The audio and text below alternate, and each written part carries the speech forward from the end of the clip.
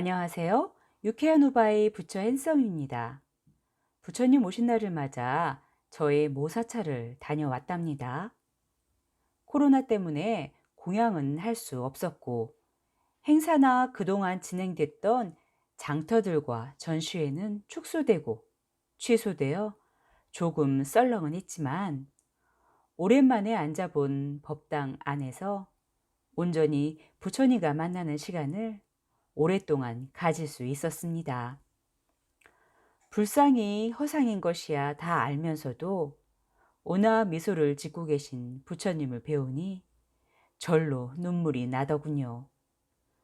부처님 당시 석가모니 부처님을 친견했더라면 얼마나 더 감격했을까? 죽어도 여한이 없다는 말이 절로 나오지 않았을까? 이런저런 공상도 해보고 그래도 내가 불법을 만나 이런 행복을 느끼는구나 생각도 하며 진정한 힐링의 시간을 가졌답니다. 부처님 시대 인도 겐지스강 유역엔 정치, 경제적 부국들을 배경으로 새로운 사상가들이 많았는데 대략 62견해와 363종의 논쟁가가 있었다고 하네요. 그 사상의 내용들은 거의 전해지고 있지는 않지만 불교 경전에서는 육사외도라고 하는 6가지 이단 사상들이 존재했음을 알려주고 있습니다. 오늘은 육사외도의 간단한 교리적 차이를 일러 드리겠습니다. 먼저 프라나 카사파, 세상에서 칭송되는 모든 미덕도, 비방의 대상인 악도 절대적으로 부인을 하는데요. 선과 악의 구별은 인간이 임의로 정하는 것이므로 진실로 존재하는 것이 아니며 각종 업에 대한 응보도 있을 수 없다는 도덕 부정론입니다. 한마디로 사람을 해치는 것을 악으로, 제사, 보시, 수양은 선으로 규정은 하지만 그 자체가 모순이다 보니 참 진리는 되지 못하였습니다. 두 번째, 파쿠타 카자야나의 7요소설. 이는 일종의 유물론인데요. 인간과 세계는 7가지 불변하는 요소, 즉 지수화풍, 고락, 생명으로 구성되어 있고 7요소 자체는 불변, 불멸하기 때문에 인생의 결정적인 단멸은 없다는 주장입니다. 즉 누군가 사람을 칼로 찌른다 해도 그것은 그의 생명을 앗아간 것이 아니라 단지 7개의 요소 속으로 칼이 들어갔다 나온 것에 불과하며 인간의 생명도 자유의지와 작용이 없는 물질적 요소로 보았습니다. 세 번째, 마칼리 고살라의 숙명론으로 인간의 영혼을 원자와 같은 물질적 요소로만 생각한 유물론적 입장입니다. 고살라는 인간의 자유의지를 부정한 최초의 사상가이며 그의 견해는 철저한 결과론입니다.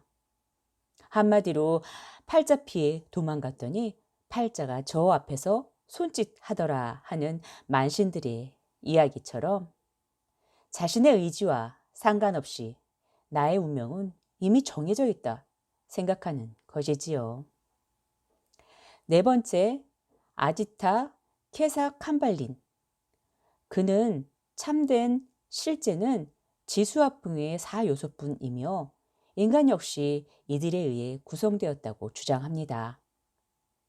사후에는 이 4가지 요소가 분해되어 생명이라는 기능도 소멸하게 되고 이것은 완전한 무로 돌아감을 의미하며 사후에는 영혼이나 그 어떤 것도 존재하지 않는다는 주장입니다.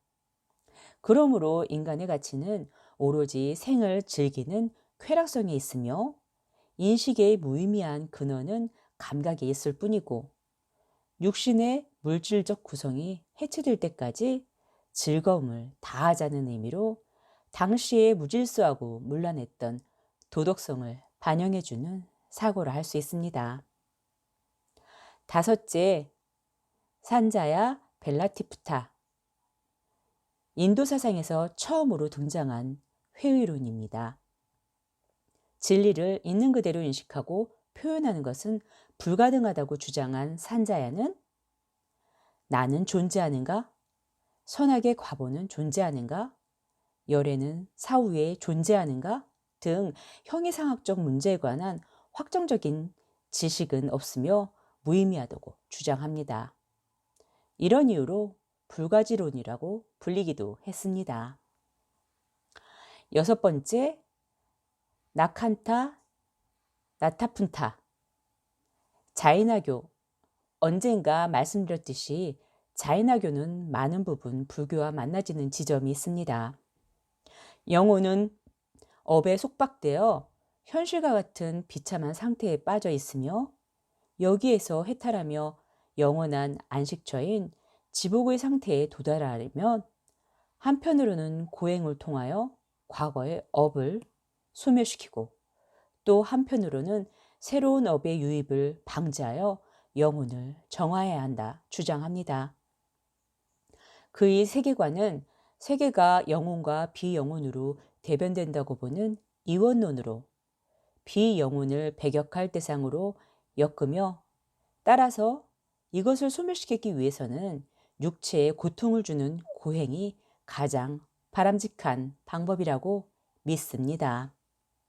지금도 인도에 가면 철저한 무소유의 실천으로 고행하고 있는 자이나교 사문들을 볼 수 있습니다.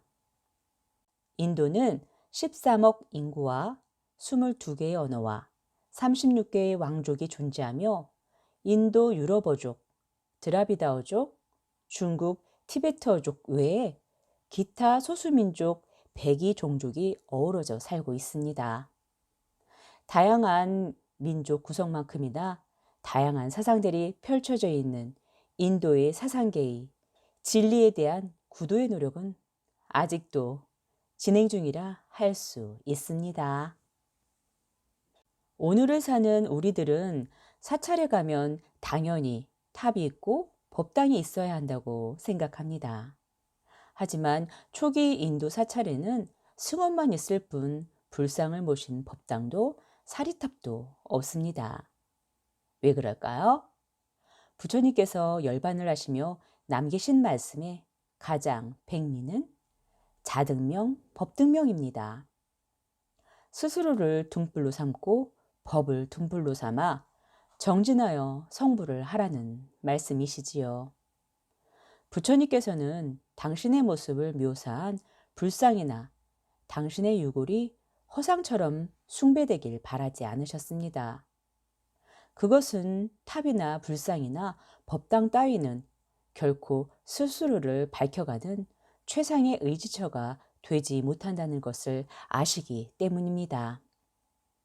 하지만 부처님의 사리탑은 망망대해를 건너 스승의 발걸음을 쫓아가는 수행 제자들에겐 반드시 필요한 나침판입니다. 그러므로 불탑은 부처님을 친견하지 못한 안타까움을 달래는 역할을 하는 것을 부정할 수 없는 노릇입니다. 다만 부처님께서 말씀하신 탑에 대한 당신의 가르침을 다시 되새기며 수행의 방법으로 삼고자 합니다. 착한 제자야, 불탑을 숭배하는 것은 좋다. 그러나 인가법을 무시하여서는 안 되느니라. 신앙이 신앙으로 끝나버린 채 해탈과는 무관한 경우가 대부분이 아니더냐?